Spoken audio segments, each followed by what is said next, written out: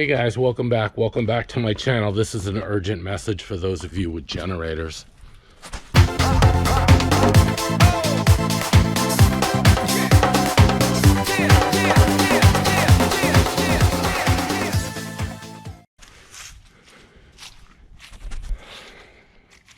I've got this thing tipped. I gotta tell you, we, for no reason at all, oh, that I know of, we lost power. Okay, great. I had to run the generator anyway. I was like, nice day, let's pull the generator out. I hooked the thing up. Everything is fine. This was a little bit loose. You shut off valve is. There's a grommet right in here. You got, see the little grommet where it goes into the tank? Well, remember a while back they said, hey, this new gas has got methanol in it, it eats away rubber parts. Ate away that rubber part. So while my generator was running, right here next to the house, hooked to my transfer box, everything was great. All of a sudden the power dropped out and I could hear the generator sputtering, and my first thought is it's out of gas. I come out here and this thing is sort of half sputtering along. The fuel is coming out of here, splashing on here and hitting the hot muffler. So I mean, the fumes were unbelievable. So holy shit, right? Because the thing is right next to my house.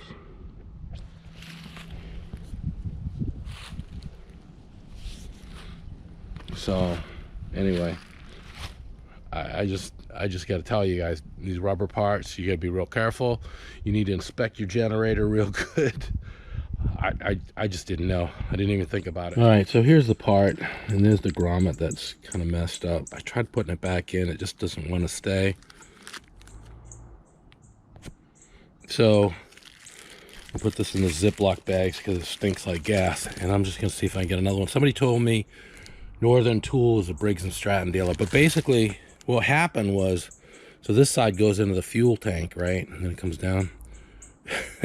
So this grommet popped out and all the gas was just pouring out of my gas tank onto the freaking it was hitting something and then bouncing and splashing onto the exhaust pipe while it was running. I want to see if I can get one now, because guess what, they're expecting tornadoes here tomorrow. Unbelievable. Everything happened right after another. This thing went out. I couldn't find my wallet. I couldn't find my keys.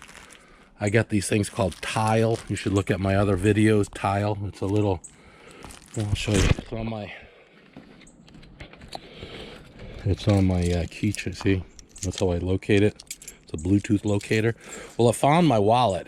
It was on the floor behind my driver's seat. I would have never found it.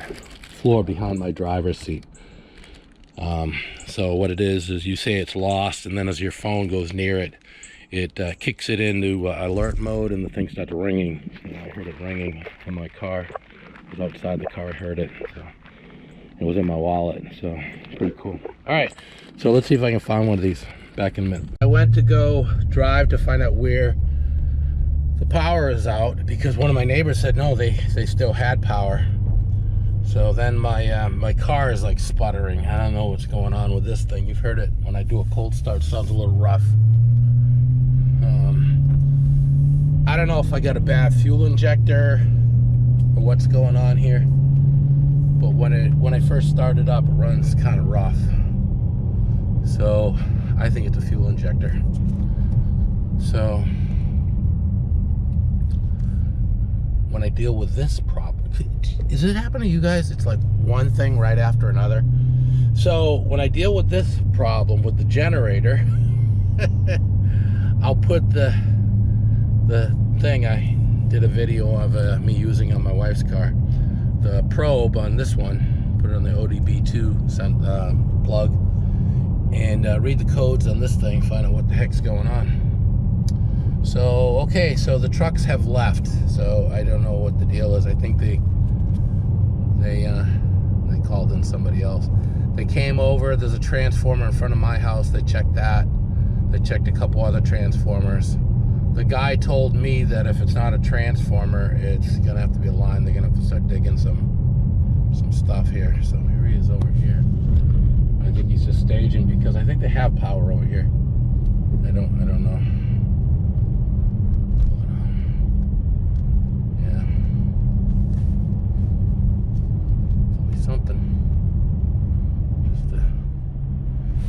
Just another day in paradise. Well, it is a nice day, actually. And got me out of work a little early. I told them I almost started a fire trying to run my generator. So let's see what happens, see if I can get out of here. I gotta be super careful because when things like this, all these things are going wrong, you have to be real careful. So I'll film it if I get in a wreck here. Get the dash cam. So.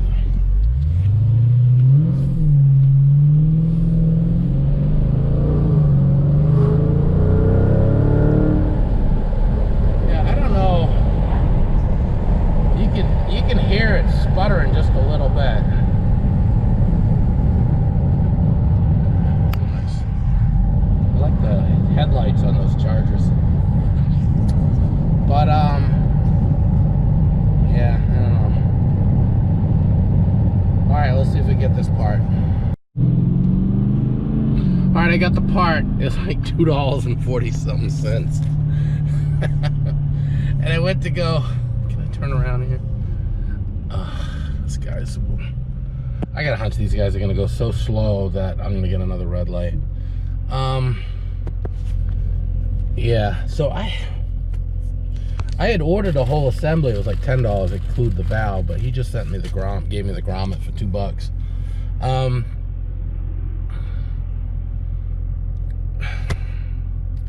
don't know. It's just crazy that thing got. He says that what happens is the fuel deteriorates it, not necessarily just because of the methanol, but just fuel in general. I don't know. I thought it was the alcohol and the methanol that causes it to get damaged. So yeah, I don't know. This is crazy. The thing could have caused the fire. I mean, the cable I have is not long enough. I made up, I probably should have bought the cable while I was there. The electric cable that connects from my generator to the wall to my transfer box is pretty, you know, it's maybe like 12 feet or something. I should have gone like 25 feet. I should keep the generator even farther away. Come on, let's see if we can make this green light, folks. Okay, yeah, I'm gonna run the red light. I'm sorry, but I'm not gonna wait around. This light takes forever. I like the way this thing growls when it shifts gears.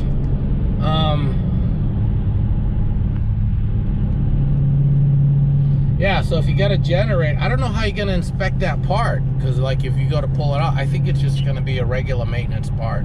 You're just gonna have to replace it. Because I don't know, you know, when you go to, how you gonna check it? Just by pulling it out. Just by pulling the thing out, it's gonna break. So, all right, be aware. I'm gonna show you a diagram.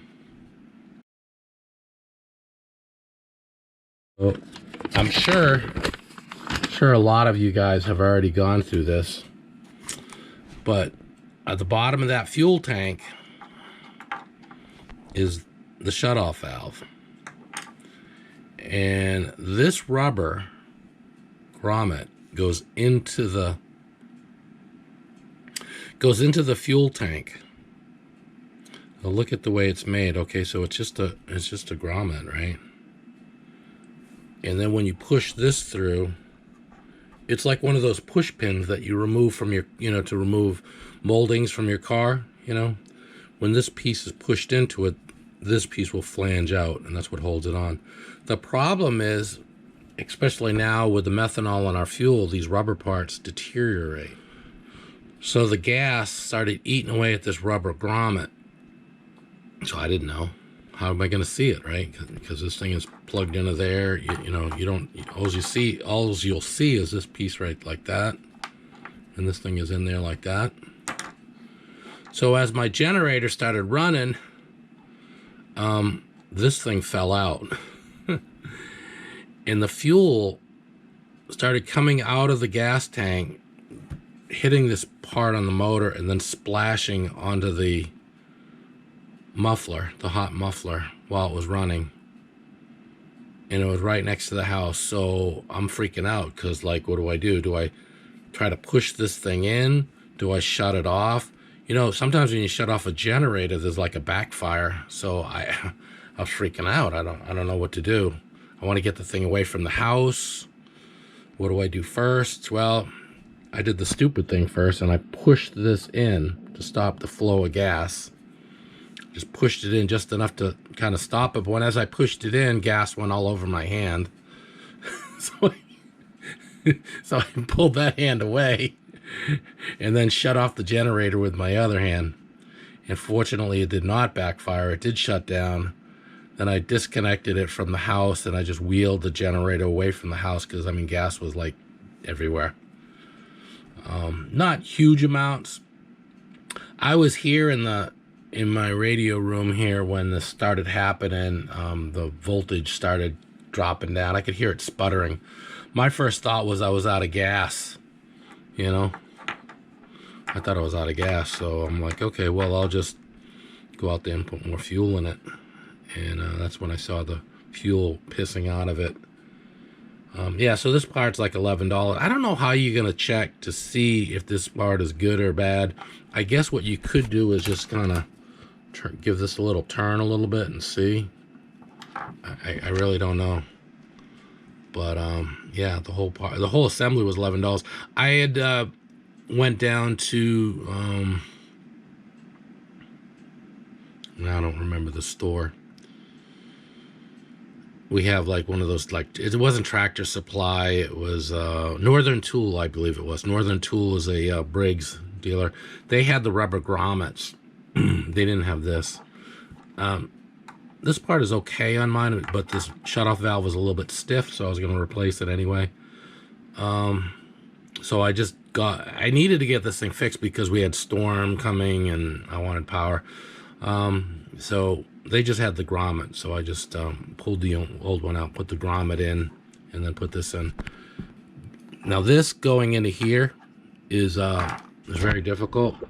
I tried to use penetrant. I saw other people WD-40. It's not good. Just use a little bit of motor oil.